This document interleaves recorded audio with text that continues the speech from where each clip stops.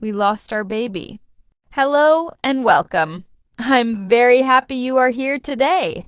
Whether you are a beginner or at an intermediate level, this story will help you. This video is made especially for you people. My name is Julia. I am 29 years old. My husband's name is Matthew. He is 33 years old. We have been married for 6 years. We live in a small house. Our life was simple and quiet, but we wanted something more. We wanted a family. We wanted a baby. We waited for a long time. Every month I hoped, and every month my heart felt sad. But Matthew always held my hand. He always said, "It will happen, Julia. Our time will come." Then one day it did. I felt different. I felt something inside me. I took a test. I waited. My hands were shaking. I saw 2 lines. I was pregnant. I could not believe it. I looked in the mirror and smiled. I was going to become a mother. I waited for Matthew to come home from work. I put the test in a small box. When he walked in the door, I gave it to him. He looked confused. He opened the box. He looked at the test. Then he looked at me. "Julia, is this real?" he asked. I nodded. I could not speak. My heart was full. Tears filled my eyes. Matthew hugged me tightly. We laughed and cried. That night we sat on the sofa and talked for hours. We talked about names. We talked about the future. We were so happy. The next few weeks I felt a new kind of love. A love for someone I had never met. I talked to my baby all the time. I would put my hand on my belly and say, "Hello, my love. I am your mommy, your daddy, and I love you so much." Matthew would come and put his hand next to mine. We told our parents. My mother cried. She hugged me and said, "You will be a wonderful mother, Julia." Everyone was happy for us. We had a small room in our house. My husband and I decided to make it our baby's room. We painted the room. We bought a white rug. We bought a beautiful yellow cradle. The room was ready. It was waiting.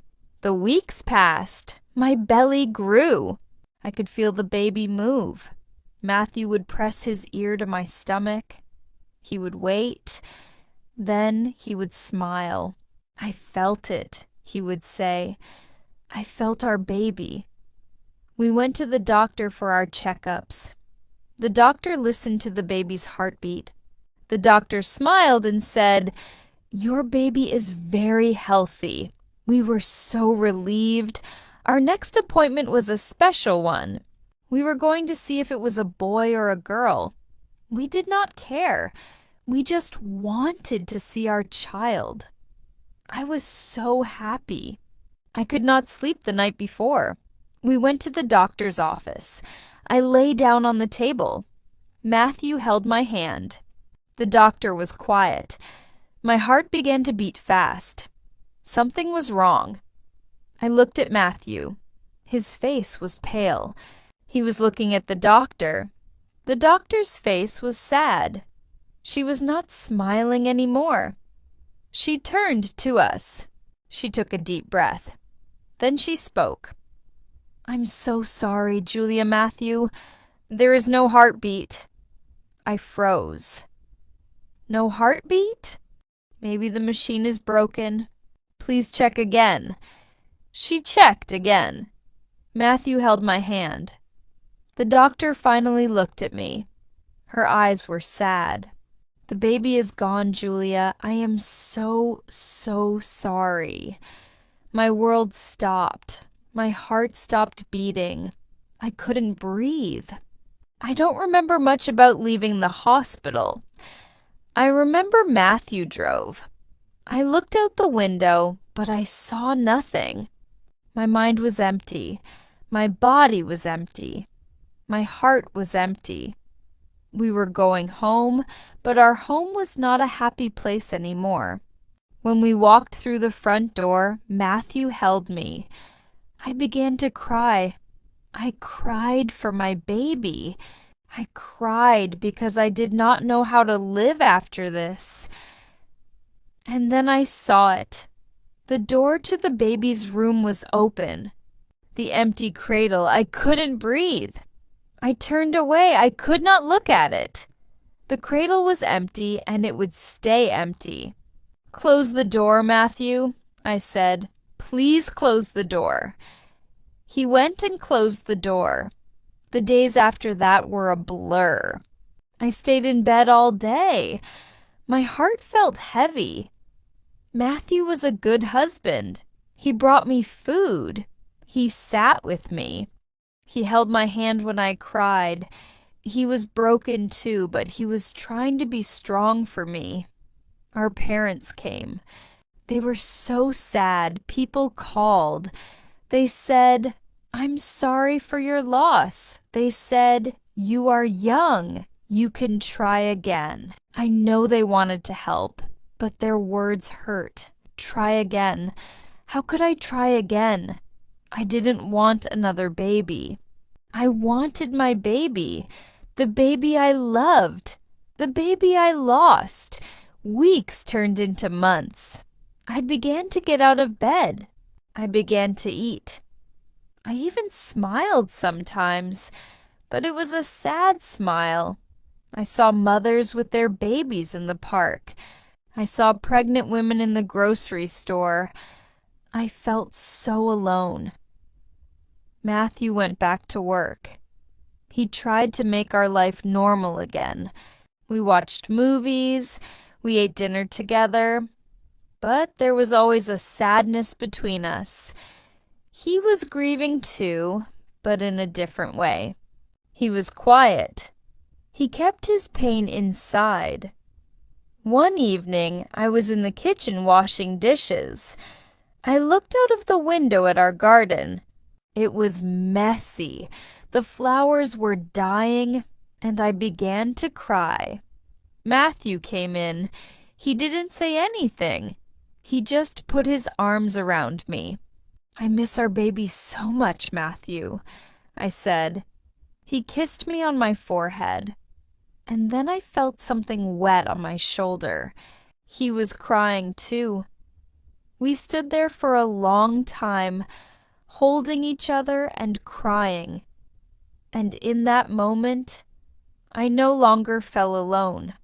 We were broken, but we were broken together. That night, we talked. We really talked for the first time in months. We talked about our baby. We gave her a name. We called her Daisy. One evening, I said to Matthew, "I think I'm ready." He looked at me. "Ready for what?" he asked. "The baby's room," I said. "I think it's time to open the door." We walked to the closed door together. My heart was beating fast. I was scared, but I was not alone. Matthew was with me. He opened the door. My eyes went to the cradle, the empty cradle. I thought about our baby, Daisy, who never got to sleep here. Tears filled my eyes. We stood in the room for a long time. We didn't know what to do. Should we sell everything? Then I had an idea. "What if we give it away?" I said. Matthew looked at me. "Give it away?" he asked. "Yes," I said. "All of it. The cradle, the clothes, the toys. What if we give them to a family who needs them? A family who is waiting for their baby?" Matthew was quiet for a moment. Then he smiled and said, "That's a wonderful idea, Julia." And that's what we did. It was not easy. We found a charity that helped mothers who didn't have much money. The woman who ran the charity was so grateful. She said, You have no idea how much this will help someone. The cradle was left. We decided to give it to a young couple we knew from Matthew's work. They were expecting their first baby. They were very happy, but also very worried about money. We took the cradle to their small apartment. The young woman's eyes filled with tears when she saw it. "It's beautiful," she said. "We could never afford something like this. Life is different now. Maybe one day our house will be full with the sound of children. Maybe it won't. But I know that we will be okay. Matthew and I are stronger together. Our love is deeper. Our loss did not break us. If you are going through a hard time, please remember this. It is okay to be sad. It is okay to cry. It is okay to heal slowly. Your heart is stronger than you think. You can find the sunshine again. You just have to keep going one day at a time." How did you like this story? Please share your thoughts in the comments. Don't forget to share with your friends.